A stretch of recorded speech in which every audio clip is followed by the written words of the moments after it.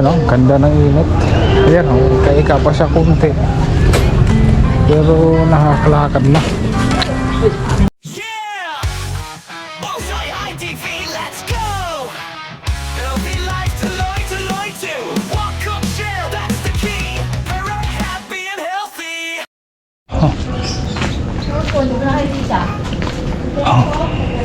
Baka nakakulong. Nakulong din. Ayan, good morning. Bukan na kami. Para ma-exercise yung tuhod. Ayan o. Kailangan ma-exercise yung tuhod nito para kabalik na sa training. Gustong gusto nang bumalik sa training nito. No. Kaya kailangan namin mag-walking, exercise araw-araw. Kaya medyo ano rin ito eh, nagkalaman. Kaya kailangan namin mag-walking. Sa ikot lang tayo. Tapos mamaya uli, bukas uli, no? Masakit, sabihin mo pag masakit tuhod mo. Sumakit? Wala, pwede natin persahin. Dahan-dahan lang.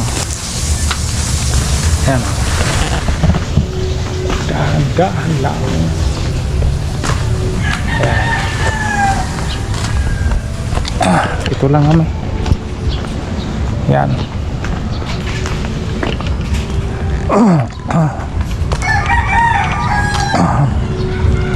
Yan, mainit na.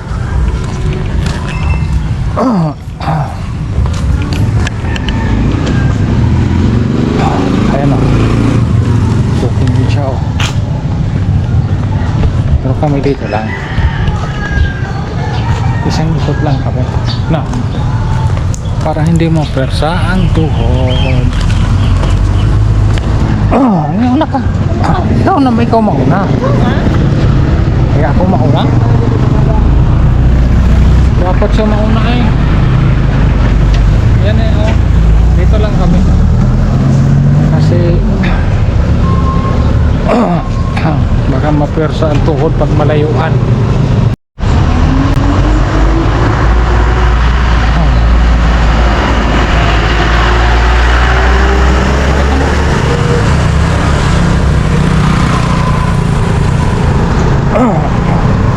Kalsada lang kasi to, madaming dumadaan, kaya sa gilid lang. So huwag ka dyan, matapilo ka dyan.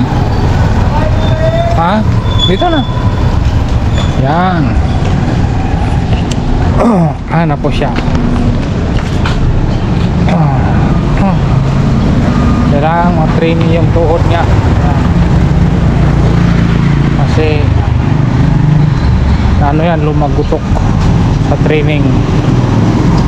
Kaya kailangan masaulian. Dahan-dahan na yan, almost magdalawang buwan na yan, pero nailakad na.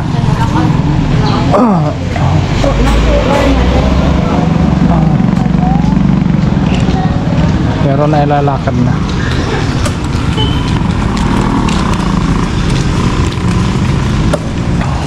Ayan, pero naika-ika pa din. Masakit na, masakit na? Ha? Masakit? Hindi na daw. Pero ika-ika pa siya kunti. Kailan lang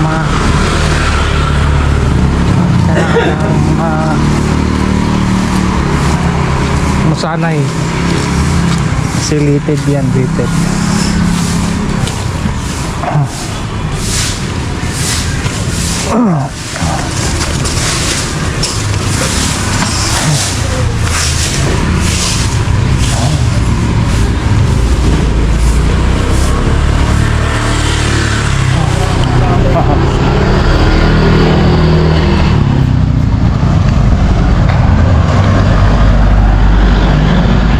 Kasunod sa Ubal na kami.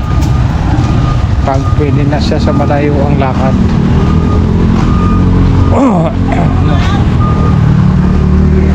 Pag pwede na sa malayuan, pwede na siya sa Ubal.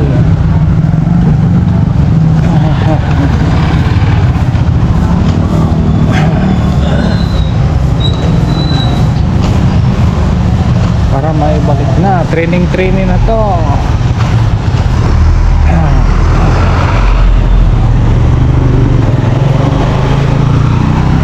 Gusto na nito mag-training.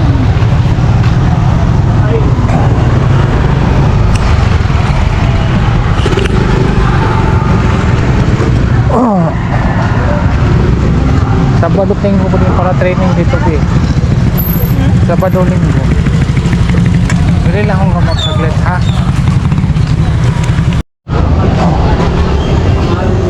Ayan o, ganda ng init.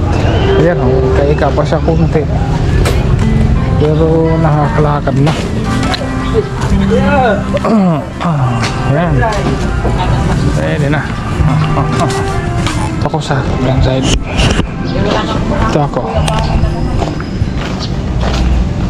Takot siya.